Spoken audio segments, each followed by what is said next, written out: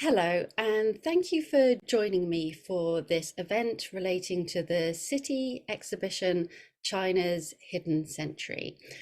One of our expert speakers tonight, Dominic Lieven, and I are fellows of the British Academy, and this event is presented in partnership with the British Academy. My name is Julia Lovell. I'm Professor of Modern China at Birkbeck, University of London, and with Jessica Harrison Hall and Wen-Yuan Xin of the British Museum, we have researched and designed the exhibition and accompanying book, China's Hidden Century, currently open at the British Museum. I'm very excited to be joined for this event by four outstanding historians of 19th century empires. Professor Zhong Yang-Wen, Professor Diana Darke, Professor Dominic Lieven, and Professor Robert Bickers, who are going to discuss the broader context of global empires in which the Qing Empire between 1644 and 1912 existed. I'm going to introduce our speakers in more detail as I hand over to them, but I want to say a few words first about the structure of the event. Each of our speakers will talk for about 15 minutes. They'll be speaking to us live, with the exception of Diana Darke, who is unable to be with us tonight, but who has provided a pre-recorded presentation about the Ottoman Empire. If you would like to ask a question, please use the Q&A function in Zoom to put forward questions for the Q&A, which will take place at the end of the event. And before our speakers start, I'd like to make a brief comment about the rationale for why we wanted to hold this event. I think it's fair to say that for many decades, and arguably up to the 1980s or 1990s, the Qing Empire, at least in the English language historiography, was not often considered within a global context of comparative empires. There was, at least in non-specialist circles, a perception in Anglophone histories of Imperial China, including the Qing Empire, that the Qing and other Chinese empires were unchanging, closed off from the rest of the world, were sui generis, so particular to themselves. And Chinese language histories, for very understandable reasons, tended not to see late Qing China as one of several powerful dynamic empires in the world at the time, but rather as a victim of Western and later Japanese empires.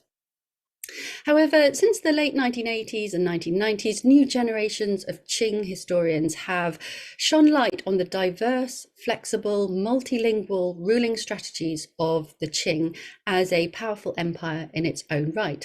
The approach of scholars such as Mark Elliott, Pamela Kyle-Crossley, and Evelyn Rorsky has argued against earlier, sometimes negative appraisals of the late Qing as an unchanging isolationist regime. These scholars deployed primary research in the multiple languages of the Qing Empire, Manchu and Mongolian, as well as Chinese. They used this kind of research to depict a multi-ethnic state whose rulers were often political omnivores, open to multiple sources of prestige and technology that would shore up their power and authority.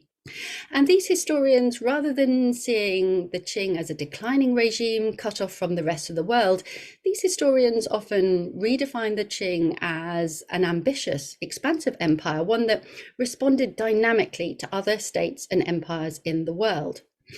And these historians' emphasis on the Qing as an empire has, I think, had an important effect on assessments of the Qing state's place in global history.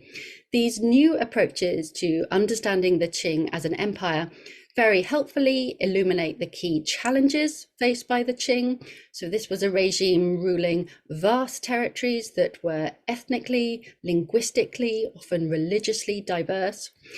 And these new historical approaches turned the Qing very helpfully, I think, into a key case study within comparative histories of empires. So they recenter late imperial China within global history. They enable historians to make links and comparisons between the Qing and other world empires, and they help us understand the Qing's relationship with the wider world.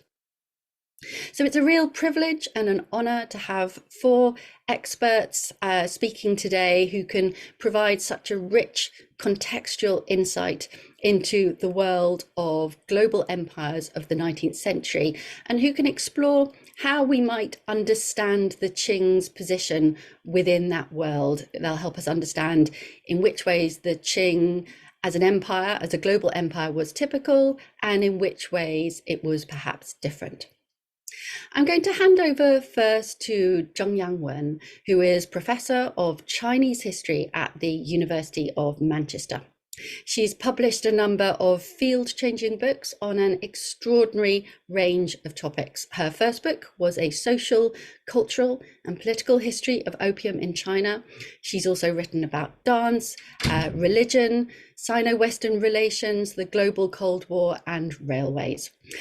So welcome, Professor Zheng, and the floor is yours. Thank you, Julia. Thank you for your kind words. I'm speaking from Taipei. We are about 8 hours ahead of you, so I'm a bit sleepy, and I hope you'll forgive me that after my talk, I'll probably have to excuse myself. Otherwise, I might fall to sleep. What I would like to do in 5 slides to answer some of the questions or engage with the questions that Julia and the exhibition raise. And one is I'm supposed to talk about the collapse of the Qing dynasty in 1911, and also to put it in a comparative perspective, if my understanding is correct. So I chose this title.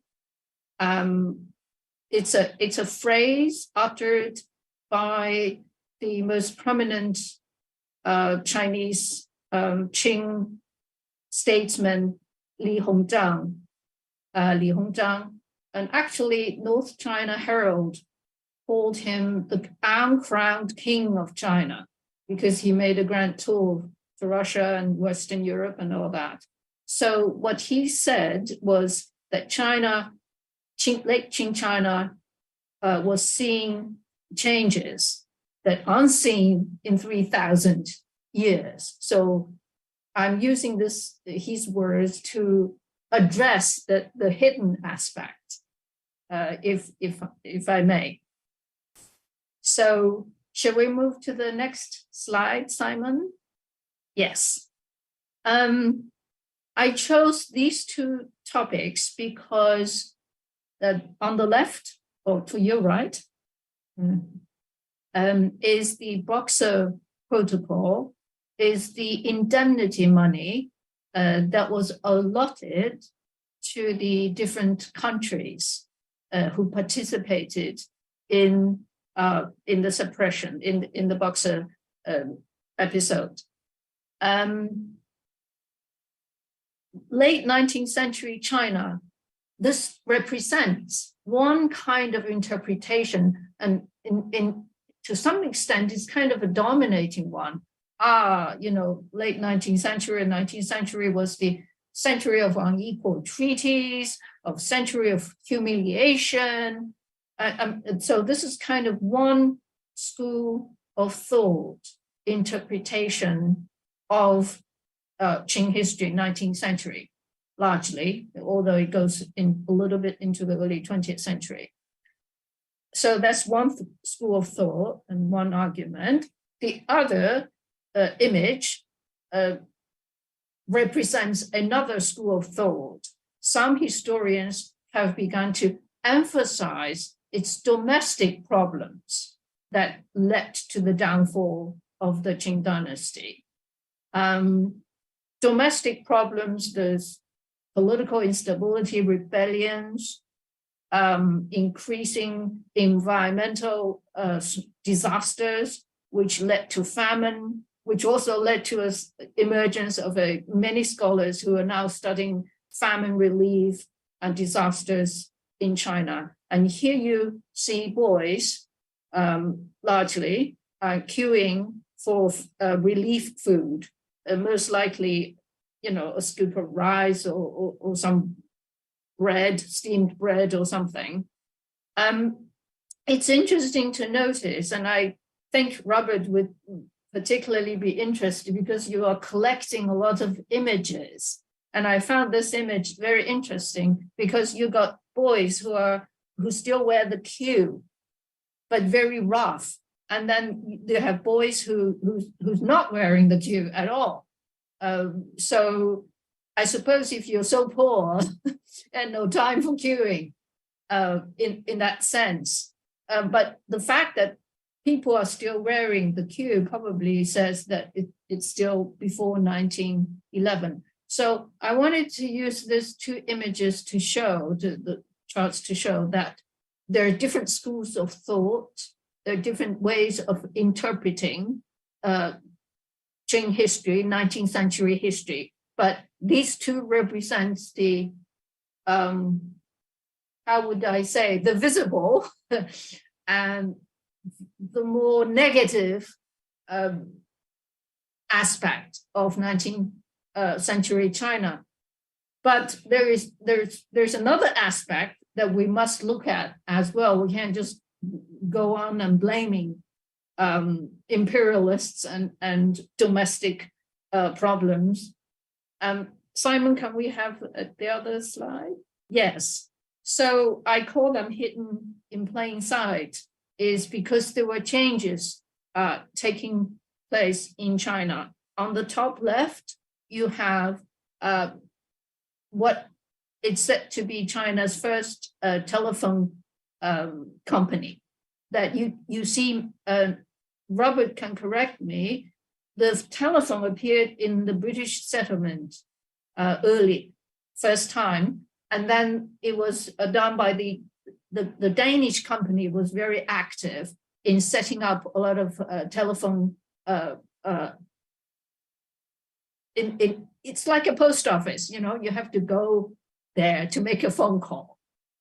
And you can see these switchboard, you can see these young men, Chinese, wearing queues, looking at the switchboard. So yes, it's traditional China.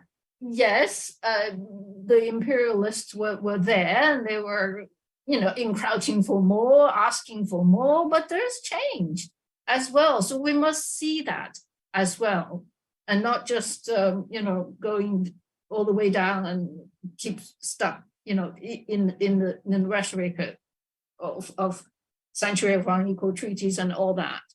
And below there, you have, now this is from historical photographs of China, and I gave you credit, Robert, and I hope I did it in the right way because I followed the format. And you have a missionary school, not in coastal China, but in Sichuan, in Langzhong, which is it's in the middle of nowhere. And you can see boys and girls are going to school together in Western China, remote China, and you can see the feet of some of the girls that are not bound or half bound. So that is change that we often fail to see. We don't have to wait for Mrs. Little, Archibald Little, to go to China to launch the natural food movement. There's already missionaries already doing that. So we just need to pay more attention as historians to the little details. And on the top right here, they are mansions, Western mansions built by overseas Chinese, not in Shanghai, not in Canton, but in little villages in China. They make money building railways in America, selling, opening restaurants in Britain or Australia, and they made money. They came back to China. They built Western mansions. I visited many of them. I can tell you, I visited more than 300 of them. And it's really funny because inside they have Western toilets, but they don't use it. And they have sewing machine, but they don't use it. It's for people to see that they've been to the West and they're modern and they have radios, and it's really amazing. They're peasants, they're coolie laborers. And we often fail to see the change. And the last one here is a map of railways in China by 1907. You wouldn't think that China had such an elaborate railway system by 1907. And some of them were built by Western powers, and some of them were built by Chinese government, and some of them were built by overseas Chinese. That is why I call this hidden in plain sight, that all the changes, the 19th century is not hidden, it's hidden, or maybe it's hidden in plain sight. So these are the examples of change. Of course, there are many other changes, and I'm sure Robert and Julia, you'll talk about, but I just thought I'd show a few examples of the so-called hidden aspect of China. Now, Julia also asked for a comparative aspect. So can we have the next slide, please? Yes. So because we're on the topic of railway, it's the last slide, and railway itself is a global history. And railway itself, you can see the first one here is the Berlin to Baghdad railway. And the one in the middle is John Cecil.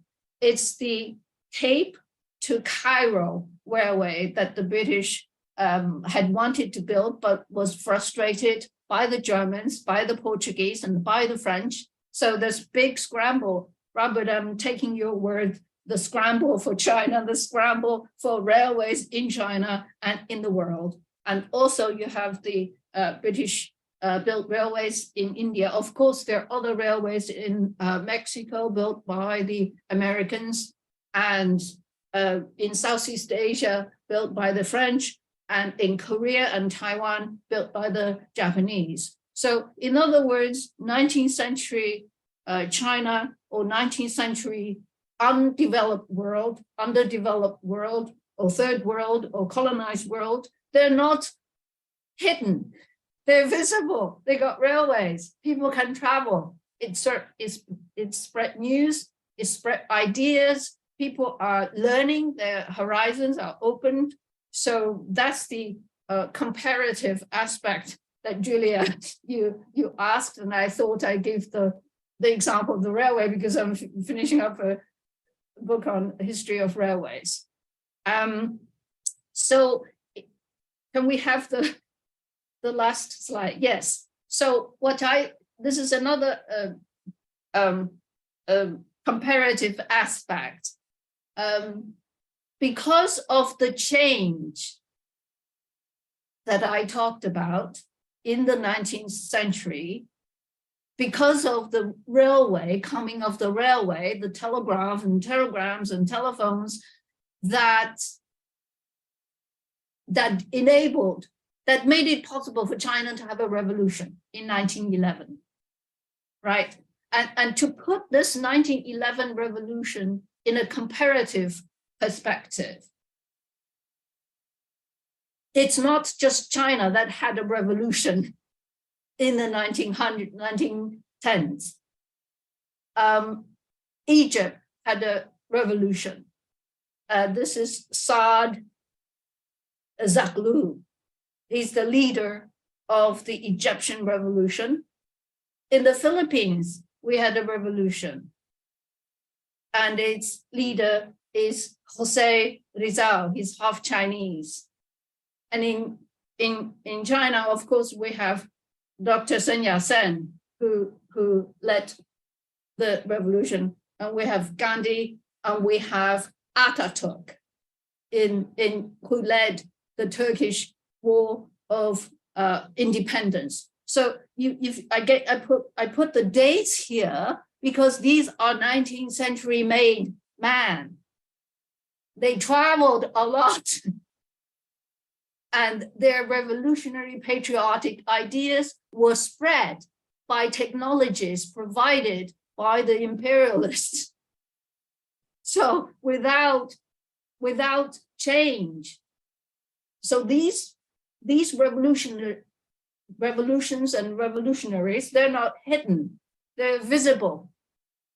So that is the my little talk that I wanted to both explain, getting too late now, explain the origins of the nationalist revolution and the change that was taking place, the change that Li Hongzhang said is unseen in 3,000 years, and putting the Chinese revolution in the global context. It was not just China, and of course I didn't mention Russia had revolution in 1910s. So all these countries had revolutions, and they all share a lot with China, with late Qing China, with coming of change, coming of railways, coming of technology, all that.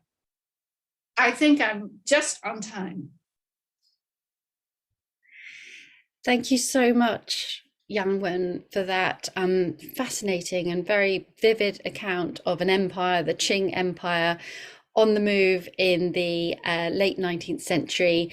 So grateful again to you for joining us all the way from Taipei, and I wish you a very peaceful and well-deserved night's sleep, what is left of it. Thank you so much, Yang-Wen. Thank you. Yeah, thank you. Yeah. Our next speaker is Professor Diana Darke, who is an internationally acclaimed specialist in the cultures of the Middle East. She's written many prize-winning books, for example, on the Syrian crisis, on Islamic architecture, and most recently, she's published The Ottomans, A Cultural Legacy. She'll be speaking to us tonight in a pre-recorded presentation about the political, cultural, social, and economic organization of the Ottoman Empire and how it might compare with the Qing. Thank you very much, Julia, for that kind introduction. So what I'm going to do in this presentation is give a very brief overview of the Ottomans and their legacy to some extent, and make some comparative remarks. The Ottomans were the most cosmopolitan state on earth. They ruled over 72 different ethnicities. They spread across 3 continents, and about 12 languages were spoken. And it was quite normal to be bilingual or trilingual. And the remarkable thing is that it all began with one family, Osman, a tribal leader who was pushed out of his homeland, he was a nomadic tribesman in Central Asia, a Turkmen tribe, and they were pushed by the Mongols further and further west in search of safe pasturage. And they ended up settling in that red spot there on the map that you can see, which represents Anatolia as it was in 1300, because the Ottomans lasted for 600 years. It's worth stressing that. That's twice as long as the Qing dynasty. So Osman himself, a very fierce warrior. It takes one remarkable person, of course, to start a dynasty like this, but it was always his family that formed the sultans.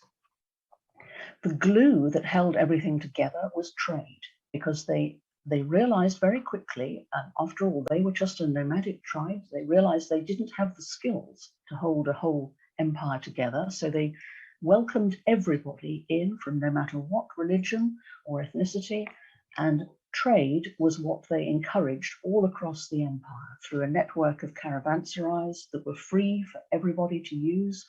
And so they flourished enormously. Trade held everything together. and everybody was first and foremost an Ottoman, not their own nationality, whatever that might be. Their statecraft represented the complete opposite of the modern nation state.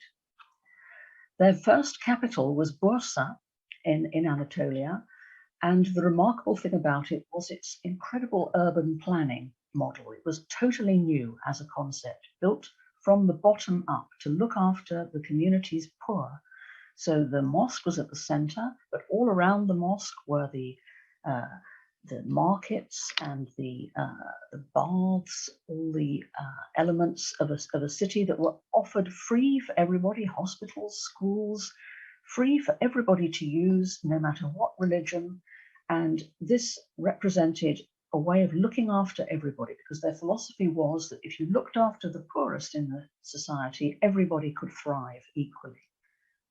And one of their main trading commodities was silk, which of course links them to China, because that's where it originally came from. But the Ottomans developed their own silk industry and produced incredibly beautiful silk garments that were worn not just by the Sultan, but by Greek Orthodox Christian priests and anybody with any wealth. The ceramics industry, again, very influenced by China. The blue and white motifs and many motifs found their way from China into Ottoman porcelain and ceramics. And this closeness to nature, you'll have noticed in the illustrations already how always nature, plants, vegetation is the dominant thing. And this is Mehmet the Conqueror sniffing a flower, and that's not just an accident. He was a very educated, cultured man, trilingual, and he loved gardening. The nomadic roots of the Ottomans always kind of shone through in their love of nature, their belief that you had to look after nature, you had to work alongside it, you couldn't exploit it. And it even showed in their architecture. So the Topkapi Palace, when they moved the capital to Istanbul, is designed around a kind of nomadic tent concept with courtyards that lead further and further into the center where the Sultan himself resides and rules from. Environmentalism was something that they were very conscious of because of this deep concern for nature that was kind of part of their psyche.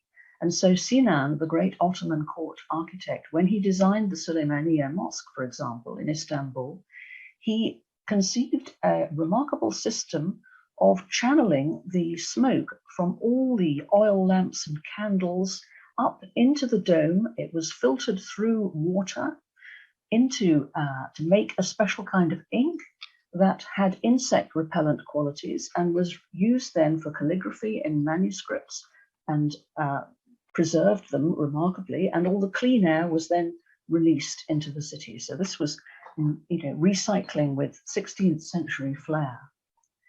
Religion was very important too to the Ottomans. Right from the very start, they had a close link with Sufi dervishes. Sufism is the mystical side of Islam, again, very inclusive, welcoming to all sects, and the Sufi dervishes actually fought alongside the early Ottomans, and they encouraged the growth of these Sufi lodges, if you like. This one happens to be in the Balkans, in Bosnia. This closeness that they encouraged with all the communities is represented in all their art. So you have the Greek patriarch there of Istanbul and the Sultan together. The Jewish community was very strong and thriving in Istanbul. And their awareness of the world was remarkable for this time. So in the 16th century, they produced this first world map, which does show China on it. And they were very advanced in all their military equipment initially. They used gunpowder and used muskets. And so initially they had a military superiority, which they gradually lost as the centuries went by. But even as late as the 19th century, they had this incredible warship, the Mahmudiyya, which was the biggest warship in the world for many years. The army was incredibly well organized, which was another reason for their great success. On the left there is the commander of the Janissaries, which was what their army was called. They recruited people in from all over the empire. They were famous for their swords, and it was a complete meritocracy. The recruitment system meant that people were recruited in, and based on their skills, they were diverted off into different areas. And as a result, the empire was actually run very efficiently by people who were genuinely talented. It was a true meritocracy in that sense. There was no aristocracy as such, apart from the Sultan's family itself. So at its peak, we have here a map of the Ottoman Empire showing the extent of it. And you can see how it goes right down into North Africa and across into the Middle East and right into Europe. Really big chunks of Europe were under the Ottomans at this time. And north in the Black Sea there, you can see the Crimea, these areas that are in the news today, because one of the reasons for the decline of the Ottoman Empire was, in fact, Russian incursions even then. Calligraphy, all the sultans had their own special symbol, which they signed all documents with, and calligraphy was an incredibly important part of the cultural legacy, similar to the Qing dynasty in that sense. Music also, they brought into Europe many stringed instruments and wind instruments too. Their army was famous for the bands that played, military bands. And a lot of these musical instruments found their way into Europe with the failed Second Siege of Vienna in 1683, when they had to run and leave all their instruments and all their equipment behind. They were very advanced in healthcare. The Ottoman state saw it as its duty to look after all its citizens. They introduced vaccination before any other country in the world, any other state. In 1717, the first vaccinations were there, so this was a full half century ahead of Europe. Water systems, again, the health and the cleanliness of water was absolutely essential to Islam. And so water systems were developed everywhere so that there would be clean drinking fountains for all the public. It was one of the first things that Mehmet the Conqueror did on coming into Constantinople, as it was at that time, was to introduce massive program of free, clean drinking water all across the city. The Ottomans had to deal with many plagues in their time, including the Black Death, and they developed state policies for all these things. And they had quarantine centers. They used masks. So ships coming in through the Bosphorus to Istanbul had to stop at quarantine stations. They had a remarkably advanced approach to all these things. And philanthropy, too, was a big part of the Ottoman philosophy. And so when other nations were in difficulty, they always wanted to help. So with the great Irish famine, potato famine of 1847, the Sultan wanted to give £10,000 to the Irish people. Queen Victoria had to intervene and say, no, don't give that much because I'm only going to give 2,000. So please only give 1,000. So that's what the Sultan did, but then secretly sent 5 ships laden with food, for which the people of Ireland to this day acknowledge and appreciate.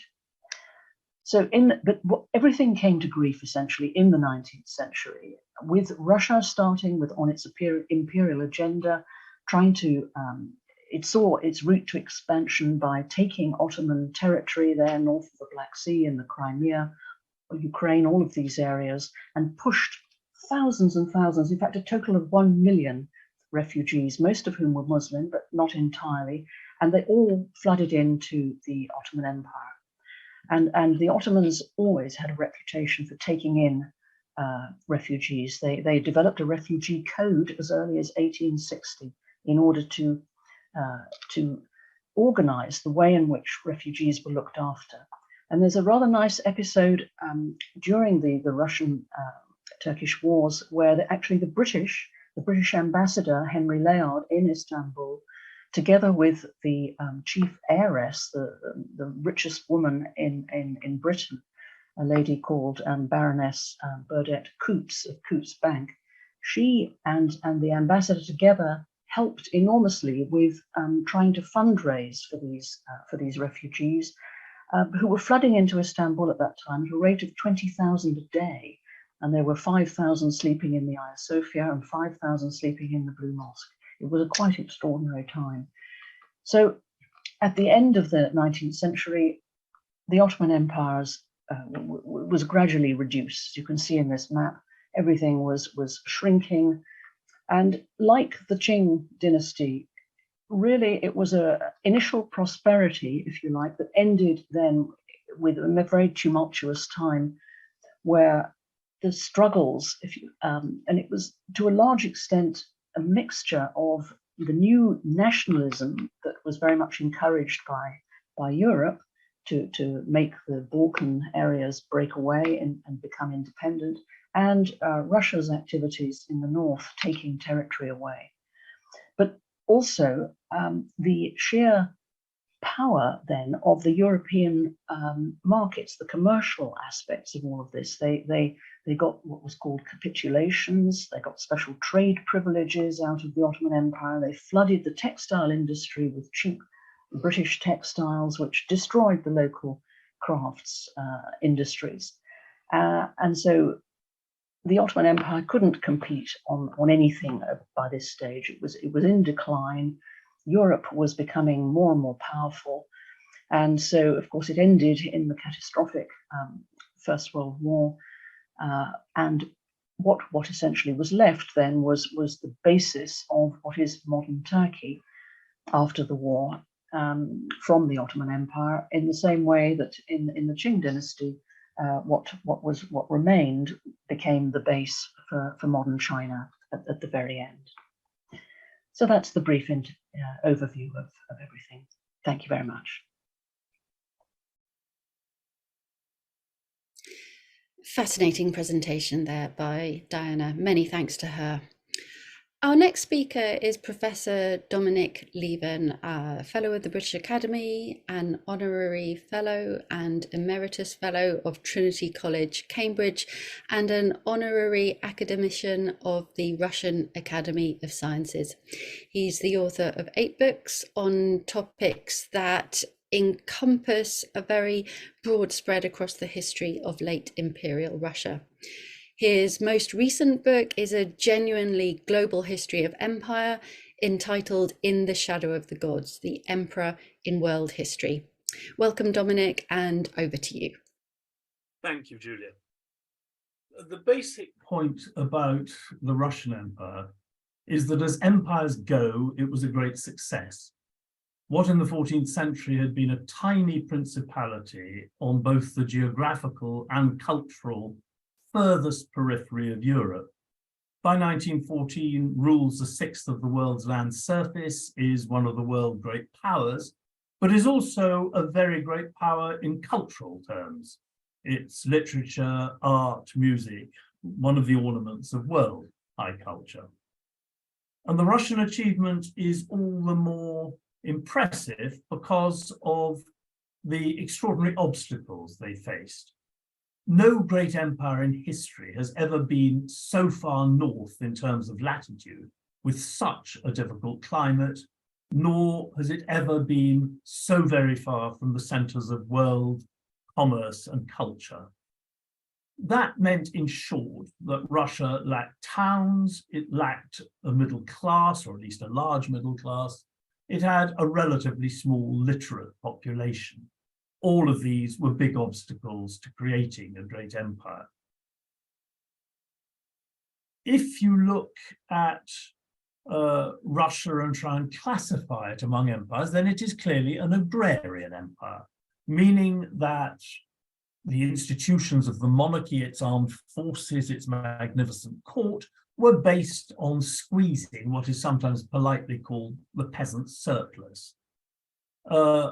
In contrast, empires which were placed on great international trade routes could tax those trade routes, which did to some extent reduce their need to squeeze the local peasantry. But even by the standards of agrarian empire, Russia was very disadvantaged.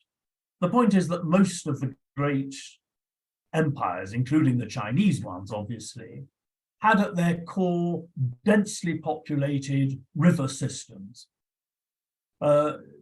with highly concentrated populations. The Russian peasantry, on the contrary, was scattered across a vast and, in agrarian terms, rather barren expanse across most of what is now Eastern Europe. If you look, for instance, at expanse, remember that in 1750, Russia has barely more bureaucrats than Prussia, which is 1% of the area of the Russian Empire just in Europe. It's only in the 1750s that the Russian population overtakes that of France to become the largest in Europe. I mean, put all that together, and the basic point is a simple one. The Russian Empire looks in some ways hideously inefficient, barbarous, you name it. The wonder is it functioned at all. That's not to say that everything in the Russian position was disadvantageous. For example, when the Mongol Empire disintegrated, what essentially opened up to Russia's east was a vast geopolitical void, which they filled without too much difficulty, moving all the way from the Urals to the Pacific in just a few generations. In that vast Asian empire were to be found gold, silver, furs, and also the Urals themselves, which were the center in time of the Russian heavy and armaments industry. Compare that to the Ottomans. When the Mongol Empire collapses, to the Ottomans' east, there emerges not a void, but the Safavid dynasty, who are an enormous threat to the Ottomans, both in geopolitical and ideological terms.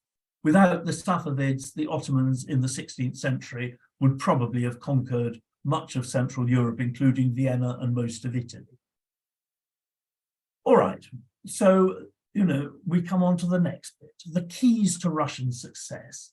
Well, look, any pre-modern land empire, which was going to be a long-term success, usually included a powerful monarchy in a stable alliance with, above all, provincial, but elites in general, but provincial elites in particular, simply because without such a stable alliance to share the peasant surplus, you could not run a vast land area given pre-modern communications. And you needed a stable alliance with the dominant religion and its elites to ensure that the monarchy had legitimacy, but was not challenged by the religious elites, and also that the religious elites didn't gobble too large resources. And Russia is strong in all these ways. The Russian monarchy is an absolute monarchy, above all, legitimized in Byzantine terms, though with some elements of the Tatar tradition. Unlike the Byzantines, however, it has no remnants of Roman republicanism, and it has a very, very strong dynastic principle. The dynasties, the reigning dynasties, have great legitimacy. If you like, the foundation myth and most powerful ideological underpinning for the Romanov regime is the so-called time of troubles at the end of the 16th, beginning of the 17th century. The old dynasty, the Muscovite dynasty, dies out. The result is civil war among the elites, anarchy, peasant insurrection, and foreign invasion, which ends up with a Polish prince sitting on the Russian throne. In time, there is a proto-nationalist revolt. The Romanovs are elected, actually, as Russian emperors. But the basic principle stressed over and over again by the ideologues of the Romanov dynasty is that without absolute monarchy, Russia disintegrates, you have civil war, foreign invasion, so autocracy is the key to Russian greatness.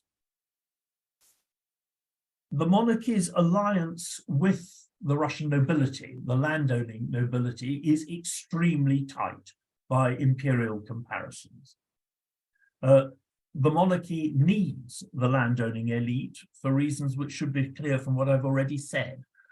Even by imperial standards, this is an enormous country with a weak state bureaucracy. As one Russian emperor said, without the state's involuntary tax collector and recruitment agents in the villages, in other words, the landowners, this empire could not function. On the other hand, the landowners need the Tsarist state and its army, partly to defend them against serf insurrection, partly because the army and to some extent the bureaucracy provide an income for many sons of the gentry, and for a lucky and able few, a path right up to the top of society, into the aristocratic elite, great wealth, great status, you name it. As regards the church, the basic point is that this is fundamentally a European-style relationship between church and state, but the Orthodox Church, even Byzantium, is much more subservient to the monarchy than the papacy ever was to any European ruler, monarch. One way of looking at the relationship of monarchy and church is to look at what happens to land ownership in comparison to Latin Europe. The enormous lands of the Catholic Church remain in the church's hands through most of the 18th century, even into the 19th century, in Catholic countries usually. In Protestant countries, they are usually expropriated by the aristocratic elite. Only in Russia does the state expropriate church property and keep it for itself. That helps to explain why, even before the emancipation of the serfs in 1861, actually slightly less than half of Russian peasants are private serfs. More than half pay all their taxes and dues to the monarchy. And that is another factor in Russian power. If you're putting the Russian elites in comparative perspective, they are again European, very obviously in cultural terms. From Peter's time on, they speak French, not Chinese. But actually, even in structural terms, even before Peter, you were dealing with a warrior, landowning or landholding hereditary elite, very like Europe. This is a world away from Chinese Confucian bureaucracy. It's a world away from the slave elite of the Ottoman Sultan's household. It is somewhat closer to the Qing military aristocratic service class. It is somewhat closer to the Mughal military aristocratic service class. But the Russian aristocracy and gentry are much older, they are much more deeply rooted in their society. They are not a conquest elite, they are a Russian one on the whole. The basic point is that what had been a very successful pre-modern empire in the 19th century, like other empires, faced the challenge of becoming a viable modern polity, faced that challenge and failed it, as 1917 showed. Before laughing at Russia's rulers, though, it is important to note 2 points. Firstly, Russia is part of what I call the second world, the world not of the European rich heartland, France, Britain, the Low Countries, Central and West Germany, etc., but the periphery from Ireland and Iberia in the west, Italy in the south, the Balkans in the southeast, the Russian Empire in the east. In that second world, you have in 1900, you have much bigger peasantries than in the first world, much smaller middle classes, property is less secure, regions are less integrated into the national community, and also you have a situation in which states are brittle.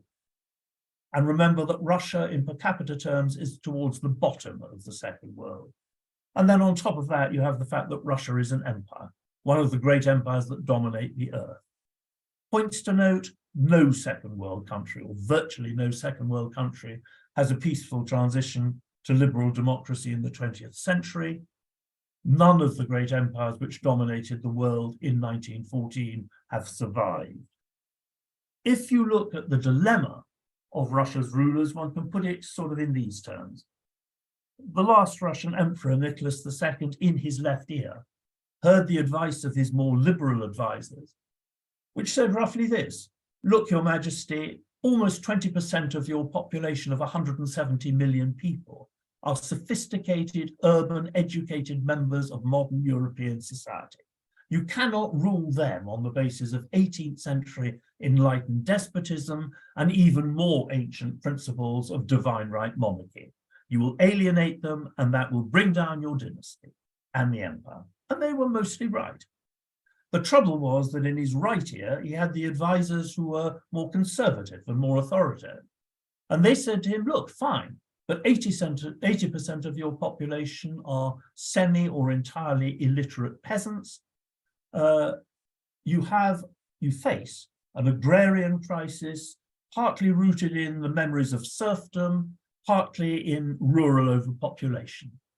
Basically, the peasants want to expropriate the remaining gentry estates.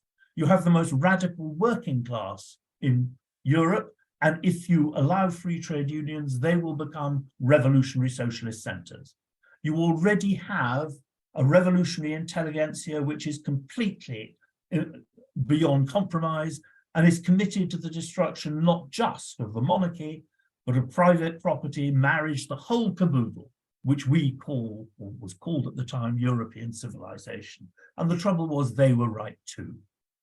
So the emperor is maneuvering along a very narrow and indeed narrowing path. The monarchy might have survived. The possibilities of semi-liberalization would have been greater had the peasant reforms brought in the early 20th century had a generation or two to mature, creating a large conservative peasant landowning class. But of course, the war cuts this off in 1914, and the war is not just an accident. Basically, the most important cause of the First World War is simple. The Industrial Revolution, starting in Western Europe, then moves eastwards for a century, destabilizing international relations as it goes. The Germans start the First World War in 1914 because in 1914, they are still Europe's most powerful country. But they reckon that within a generation, Russia's rapid economic development will make Russian power unstoppable. So they have a window of opportunity and they take it. In the context of this talk, the interesting point is that already before 1914, although Germany was seen in Russia as the main immediate threat, China was already seen as the greatest long-term threat to Russian security. And that, brings us back really to the present day. The Russians were already predicting that just as modernity, the Industrial Revolution, if you want to call it that, had spread from West to Eastern Europe, it would inevitably soon spread to mainland Asia. It had already taken over island Asia in the form of Japan. And so much of what we're talking about is actually still relevant today. Thank you. Many thanks, Dominic, for that extraordinarily wide-ranging presentation on the concerns and challenges facing the Russian Empire. Our last speaker is Robert Bickers, Professor of History at the University of Bristol, where he's also a co-director of the Hong Kong History Centre. Robert has published extremely widely on the history of modern China and its foreign relations. His books engage very deeply with the relationship, for example, between modern China and the British Empire, and they include The Scramble for China, Foreign Devils in the Qing Empire, 1832 to 1914, and Out of China, How the Chinese Ended the Era of Foreign Domination. Welcome, Robert, and the floor is yours. Thank you very much, Julia, and thank you, members of the audience, for joining us today. I'll take a slightly different approach with this talk, which will be to sort of talk about the Qing relationship with the British Empire and its legacies and its meaning. So it tells us something about both empires, I will say.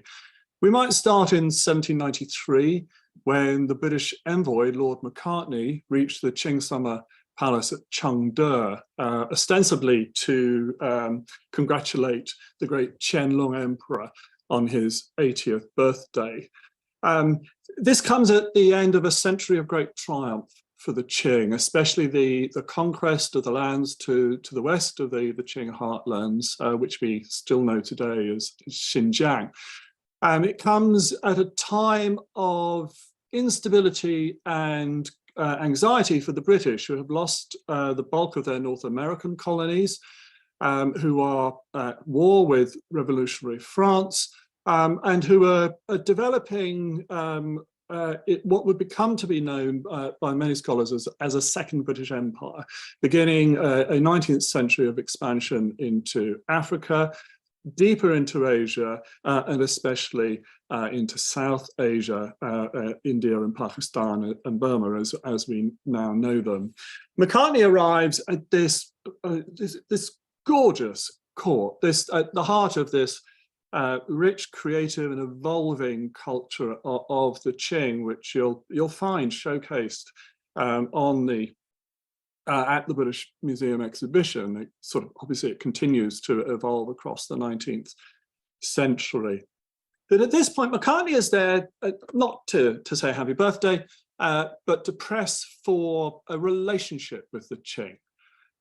This still growing British Empire, confident, cocky, wants to establish formal diplomatic relations with the Qing. The Qing effectively says, thank you very much, no. It's very concerned about the British, knows about the British involvement in pressing into India, and sends Macartney packing in the best possible sense. The British are also there because of events and commerce that unfolds in the triangle that I've shown here around the Yangtze Delta, focusing on Canton, which has a monopoly on Qing foreign trade with European powers. The British are there because they want tea. They are there because of a very rich China trade commerce between the Qing and Europe, ceramics, China, tea, silk. And because of the difficulties of paying for tea. And the British find a way to pay for tea and also to pay for India through opium. Opium, which Yang-Wen has talked about and studied, takes root in South Chinese culture. It certainly takes root in British finances and British trade from India. The importation of opium is illegal in China. So the British are effectively sponsoring at one remove the smuggling of opium into China. And it's through this that they pay for the tea which many of you might drink today, as it were. And they're paying for India at the same time. Because of prohibition, conflicts arise around that because of the impact on Chinese society and culture in South China. A conflict spirals, which becomes known as the First Opium War, the First Anglo-Chinese War. Those two powers, who were in some ways equal-ish in 1793, the British would not have won if they had gone to war with the Qing in 1973, find themselves fighting in 1839 to 42 at a time when the British have technological superiority. They have steamships, and there's a steamship, the Nemesis, shown at the right here in this print. The Qing fight extremely well, they fight extremely bravely, but they can't fight steamships. They can't fight the organized technology of the British. They know about it, and you can see a Chinese representation of it here. This war and the Qing admission, not so much of defeat, but impatience with the course of this conflict with these red-haired barbarians from the south leads to this treaty, the Treaty of Nanjing, which opens up 5 Chinese cities to British trade and residence, which establishes a sort of diplomatic relationship and which sees the colony of Hong Kong to the British in perpetuity, or so they thought. A second war unfolds in 1857 to 1860, and these 5 points, these 5 ports here where British trade is established, become many more ports. Other powers come to join the fray in China through most favored nation clauses in new treaties. What does this actually mean in practice? It means destruction, it means warfare, especially in North China in 1859 and 1860 in particular. It means that parts of China's major cities fall under foreign administration and control. This little island here in Guangzhou, known as Xiamen. It means that Chinese cities have parts of them under foreign municipal councils with foreign policemen. Churches are built, and there's a spread of the missionary enterprise that Yang-Wen has talked about. These are in the great ports of Guangzhou or Xiamen. Some of these are tiny. I mean, I've walked around this former British concession in Amoy, Xiamen. It takes about 25 minutes if you can find your way through the alleyways. It's nothing, but it's immensely politically important. Ports like on the river, the great Yangtze River, like Zhenjiang or Zhejiang, further up the river, shown here in a photograph by the great British photographer John Thompson, or what we now call Wuhan, Hankou, Hankou, again in this Thompson photograph. And look at these buildings. They are part of the architecture of British Empire in Asia. And of course, we mustn't forget Niuzhuang, a tiny little plot, most of it flooded by the end of the 19th century, and the British had rather forgotten where half of it was. But the pearl, aside from Hong Kong, was Shanghai, shown here in this photograph by John Thompson. Shanghai, which becomes across the later 19th century and certainly in the 20th century, this great urban conurbation, this center of China's new modern culture, education, and commerce. And yet there at the heart of it is the British-dominated and a French-controlled couple of concessions, holes in China's sovereignty, but in which Chinese people live, in which Chinese newspapers start to be published, in which the telegraph arrives, which Yang-Wen talked about, in which Chinese established businesses and banks, and so on. The British are there as if they are in a part of the empire. They're not. Hong Kong is a colony, but these are not colonies. They're part of China. Yet, in a place like Shanghai, the British put up memorials. This looks like the Albert Memorial. Well, so it should. It's partly designed by the architect who designed the Albert Memorial. And here it's being unveiled to mark the death in southwest China on the trying to open up a route to Burma of a consul called Augustus Raymond Marjorie. And it's unveiled by the chair of the Shanghai Municipal Council, Bob Little, former editor of the North China Herald, the great newspaper of Shanghai, with some lines from Tennyson, not once, not twice in our Rough Island story. The path of duty was the path of glory. China is a field of the British Empire, even though it's a sovereign, independent state, and the British never recognized it as anything but that. As well as imperial martyrs, there are imperial heroes, such as Sir Harry Parkes, very much a child of the British enterprise in China, who almost single-handedly started the Second Opium War in 1857-58. Here he is, having died early in his tenure as British ambassador to China, unveiled by the Duke of Connaught, one of Victoria's many sons. So this world is intertwined. It's not just memorials in China, it's memorials in London. And it's not just trade and commerce, it's continued violence. So if you walk along the Mall, starting Admiralty Arch on your right, you have the Royal Marine Light Infantry Memorial, the Graspan Memorial.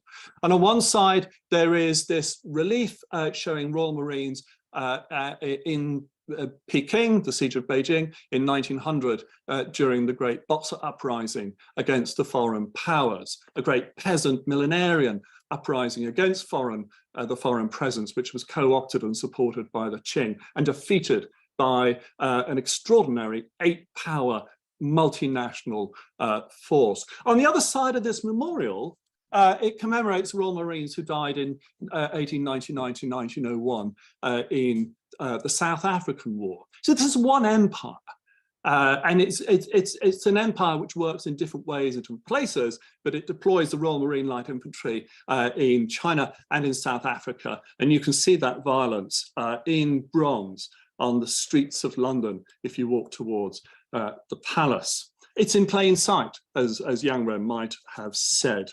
The thing about this relationship as well is that it's asymmetrical. This British enterprise, this British presence in China, this British violence in China looms large in Chinese history. It is so much less important in the history of the British Empire and of British history. It really isn't. The asymmetry in relations is quite astonishing. And if you look at the trade imbalance, the British trade with China, China's share of British overseas trade was never really more than 2.5%. Most British trade was with North America, with the European continent, and with the rest of the British Empire. You can see this in terms of the trade routes of the British Empire. Here a chart from later in our period, 1922. But if you look closely in terms of the trade routes of the British Empire, China doesn't really figure, does it? If you look much later again in 1937 at a snapshot of British shipping across the empire, you'll see that really most of this shipborne trade is going to North America, to the European continent, through the Suez Canal, but it's not going to China in quite the same way. China is not as important to Britain as Britain is important to China. And as foreign imperialism, Russian, French, American, German, Japanese was important to the Qing. By the end of the 19th century, these holes in Chinese sovereignty, this loss of Taiwan, Korea, Hong Kong, Vietnam, to foreign power, leads Chinese intellectuals and many thinkers to think of that China is facing national extinction. That's what they call it. It's being carved up by the Russian bear, the British bulldog, and the French frog, and the American eagle. And some of this material comes from the Chinese diaspora as the British and other powers move into China. Chinese move overseas. Qing China was a global culture, an increasingly global culture as well. And that threat of national extinction, within that threat of national extinction, Japan and the British Empire are the two most dangerous powers, the two targets of rising Chinese nationalism across the early 20th century. So I call this Britain's hidden history, and I rather suspect if I could see you raise your hands in answer to a question from me, did you study any of this history at school? If you studied in a British school, I bet I would see very few hands rise. If I was to ask you, if you had ancestors who might have visited China and lived and worked in China, I might see a few more hands. And if I was to ask you if you had ancestors who were in the Merchant Marine or the Royal Navy, I'd see more hands and I'd say, well, they probably went to China. The Royal Navy had a China section, the British Army had a China command. If you go to the National Museum of China, and I put this photograph there a few years ago, you'll see this story of the invasion of China by imperialist powers on display at the heart of China's National Museum. It's not quite the British Museum in the way it teaches a particular history of China. These kids study this at school. They know all about this. They know about the history that I have told you, which is not taught in this country. So what I've tried to show is that across this 19th century, China survives. It survives until 1911 as the Qing Empire, impaired, battered, tattered, but it survives. It survives as a republic. It survives the great crisis of the Japanese invasion in the mid-19th century. But at the heart of this story is its relationship with the British Empire and with British power. Thank you. Thank you very much, Robert, for that completely fascinating talk. Not only ranging widely across the history of the Qing Empire and the British Empire, but also full of resonances for debates about contemporary history, contemporary public history, and the memorialization of empire in the here and now. And of course, very warm thanks again to all our speakers. I'd like to open the event to questions from the audience, if there are any, which will hopefully arrive in the Q&A chat section of Zoom. And I can see a question in the chat. It is from someone called Still Novista. It's come through the YouTube live stream. And the question is, could someone please explain why Yilin Wang's poetry translations were used without permission? It's stunning how her work is being disrespected by the curators and the institution as a whole. So 10 days ago, the British Museum discovered that permissions and acknowledgement for a translation by Yilin Wang had been inadvertently omitted from an installation in the exhibition China's Hidden Century. Of course, I'm very sympathetic to Ms. Wang's complaint about her work not being acknowledged and about the omission in applying for permission to use her work. It was a genuinely accidental, unmalicious human error amid a very complex project for which the British Museum, the first working day after the mistake was discovered, the British Museum apologised sincerely and profusely and sought to make amends. It also removed Ms. Wang's translations from the exhibition at her request. The project as a whole involved extensive rights clearance, both for the exhibition and the accompanying book, and Ms. Wang's words are acknowledged in the book, which shows there was never any intention not to acknowledge her work. So the project sought permission from hundreds of individual contributors. Amid this process, the failure to clear permission in advance with Ms. Wang for the use of her words in the exhibition was an unintentional error.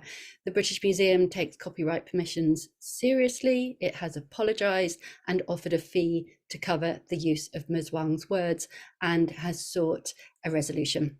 There's a longer statement on the British Museum's website, to which a link will be provided in the chat, so please do take a look at that.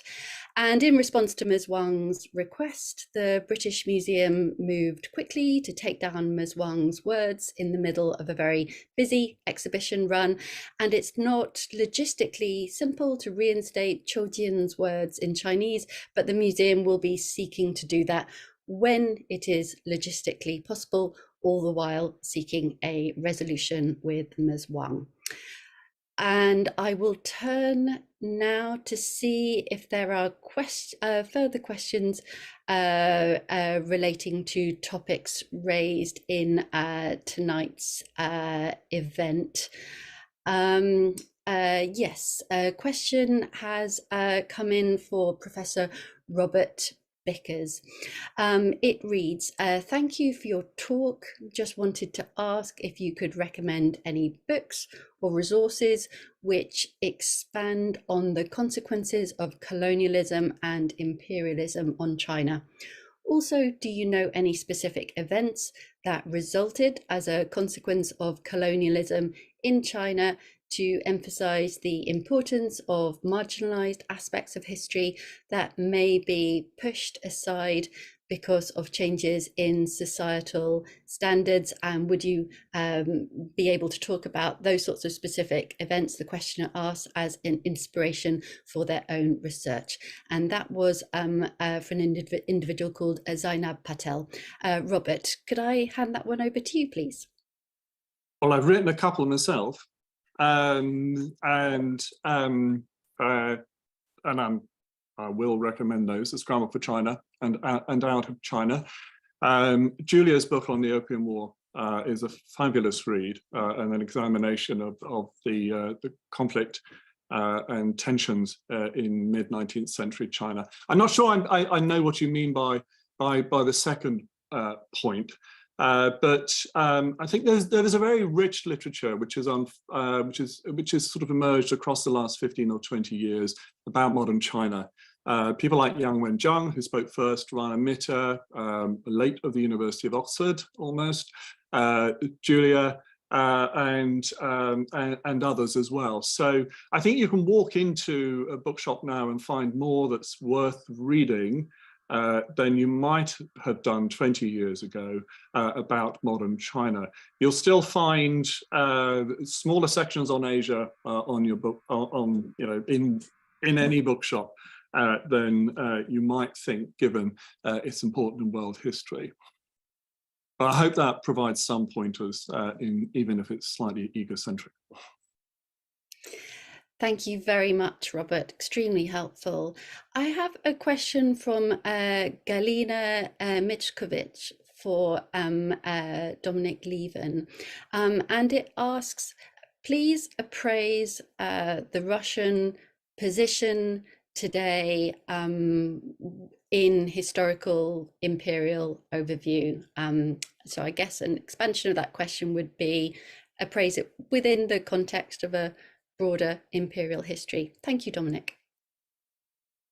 I would hesitate to say that contemporary Russia is an empire in the full historical sense, because to me, an empire has to be a very, very great power.